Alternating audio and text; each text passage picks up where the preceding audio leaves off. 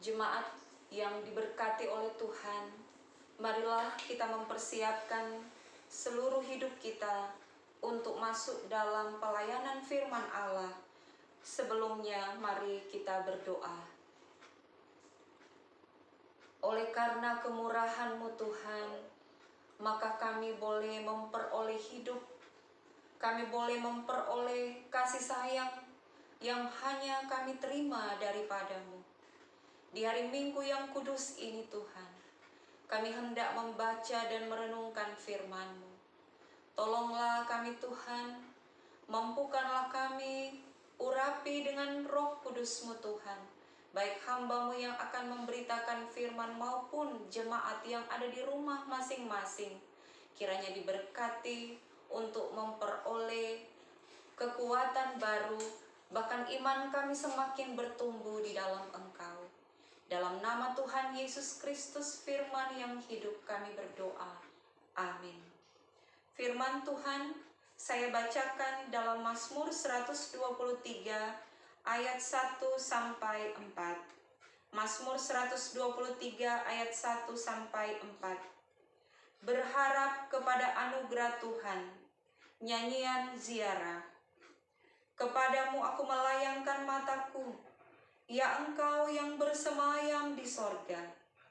Lihat, seperti mata para hamba laki-laki memandang kepada tangan tuannya, seperti mata hamba perempuan memandang kepada tangan nyonyanya, demikianlah mata kita memandang kepada Tuhan Allah kita, sampai Ia mengasihani kita. Kasihanilah kami ya Tuhan, kasihanilah kami sebab kami sudah cukup kenyang dengan penghinaan. Jiwa kami sudah cukup kenyang dengan olok-olok orang-orang yang merasa aman, dengan penghinaan orang-orang yang sombong. Demikian jauh pembacaan firman Tuhan. Yang berbahagia ialah mereka yang mendengarkan firman Allah dan yang memeliharanya. Haleluya. Haleluya. Haleluya. Haleluya.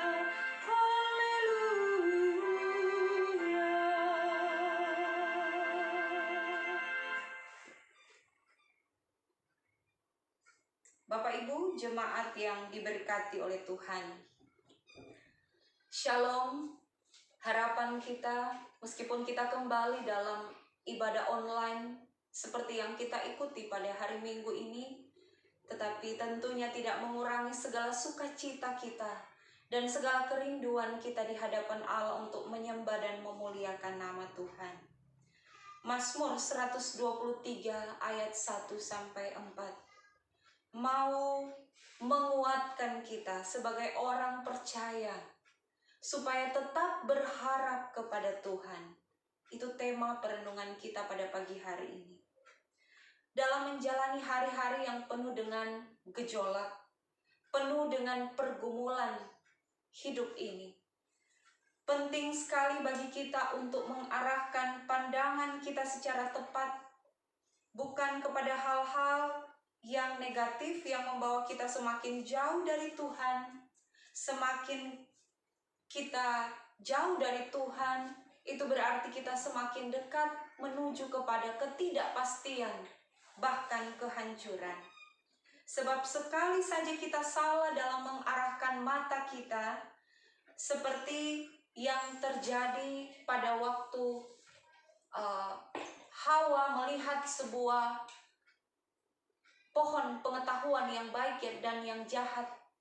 Ketika dia salah mata, maka dia telah menuju kepada dosa yang membawa kepada kehidupan yang tidak berkenan kepada Allah. Demikian juga kita pernah tahu tentang seorang Raja Daud.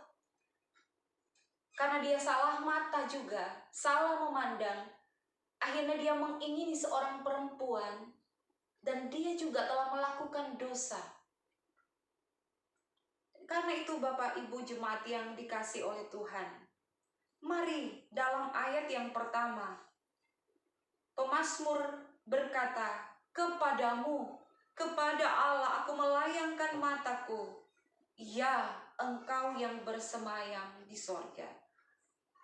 Bapak Ibu jemaat yang kekasih dalam Tuhan, kepada Allah sajalah arah pandangan kita. Jangan kita memandang ke arah yang lain selain kepada jalan kebenaran dan hidup itu.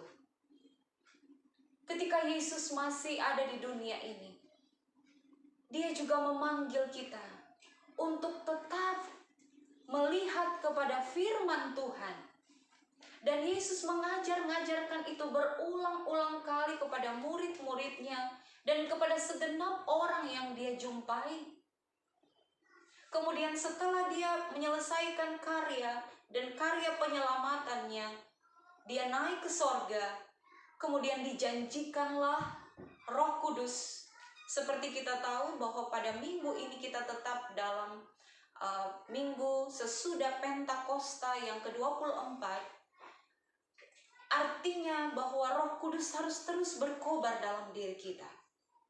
Ketika Yesus selesai dalam karyanya, Dia menjanjikan akan dicurahkannya Roh Kudus atas murid-muridnya, atas orang-orang yang dipanggilnya untuk melayani Tuhan. Maka itu terjadi ketika Yesus ada bersama dengan murid-muridnya.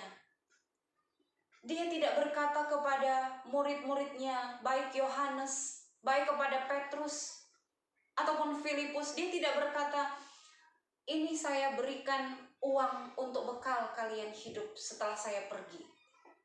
Ini saya berikan sebidang tanah dan seterusnya.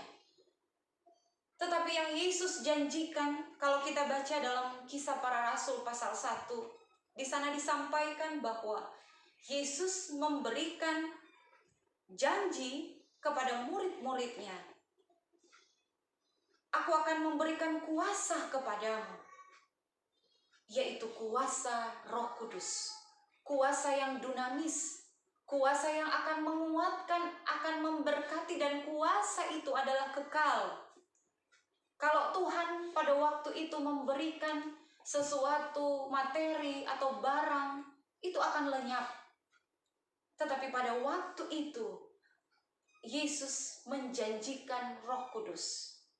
Dan seperti yang kita alami sekarang ini, Roh Kudus tetap berkarya dalam hidup kita. Akan tetapi, Dia berkarya kepada orang-orang yang mau untuk dikuasai oleh Roh Kudus. Bapak Ibu jemaat yang kekasih di dalam Tuhan, melalui pemazmur, Mazmur 123 ini, banyak orang memang tertekan batinnya menghadapi hinaan, celaan, tudingan yang seharusnya mungkin tidak mereka terima. Tetapi kita yang sudah percaya kepada Yesus, kita yang sudah menerima kuat kuasa Roh Kudus, maka Roh Kudus yang akan memampukan kita untuk melewati berbagai pergumulan, berbagai tantangan, pun sekalipun kita mungkin ada dalam keadaan yang berat di tengah-tengah pandemi ini. Mungkin ada jemaat yang sedang sakit, mungkin ada jemaat yang sedang dalam pergumulan berat. Tetapi ingat, firman Tuhan hari ini menyampaikan bagi kita bahwa pemazmur dia memandang kepada Tuhan karena dia percaya hanya kuasa Allah yang mampu untuk memberikan dia kekuatan, mampu untuk menyembuhkan dia, mampu untuk menyertai dia, mampu untuk memberikan kemampuan melewati berbagai tantangan kehidupan ini. Bahkan dia berkata, kasihanilah kami ya Tuhan. Kasihanilah kami yang sudah cukup kenyang dengan penghinaan, dengan olok-olok mereka yang merasa aman, dengan penghinaan orang-orang yang sombong. Di sini hati Daud penuh dengan sesak. Telinganya tidak kuat lagi untuk membendung teriakan-teriakan yang bernada ejekan terhadap dia. Tetapi kemudian Daud duduk berdiam diri dan menghadap Tuhan. Dia merenungkan. Dia menaikkan ucapan syukur kepada Allah. Dia menyembah, dia berdoa kepada Allah. Dan itulah kiranya kita. Roh Kudus yang telah ada di tengah-tengah kehidupan Bapak Ibu jemaat dan saya dan kita semua. Dialah yang memampukan kita untuk tetap bertahan dalam kehidupan ini, dalam pelayanan, pekerjaan, dalam setiap apa yang harus kita lakukan. Karena Allah di dalam Yesus Kristus menyertai kita. Karena itu, bila ada beban berat, ada pergumulan, masuklah ke dalam kamar dan berdoa seperti yang Yesus ajarkan. Ucapkanlah syukur kepada Tuhan dan mohonkanlah belas kasihan kepadanya. Allah pasti akan mendengarkan setiap keluhan kita, asal kita terus berharap kepadanya. Jika saat ini kita sedang lemah, saat tidak berdaya, bersungguh-sungguhlah dan berdoa kepada Tuhan. Minta belas kasihan, berharap kepadanya. Hanya belas kasihan Tuhan yang akan bisa mengatasi persoalan yang kita hadapi. Tetapi bagaimana supaya kita boleh memperoleh belas kasihan dari Allah? Kita pun harus punya belas kasihan. Kolose 3 ayat 12. Karena itu sebagai orang-orang pilihan Allah yang dikuduskan dan dikasihinya, kenakanlah belas kasihan, kemurahan, kerendahan hati, kelemah lembutan dan kesabaran. Sebab firman Tuhan berkata kepada Musa, Aku akan menaruh belas kasihku kepadamu dan akan bermurah hati kepada siapa yang mau bermurah hati. Firman Tuhan pada hari ini kiranya memberikan kekuatan baru dan pengharapan iman kita yang sungguh kepada Tuhan. Apapun keadaan kita, mari kita tetap berharap kepada anugerah Tuhan. Tuhan Yesus memberkati firman-Nya. Haleluya.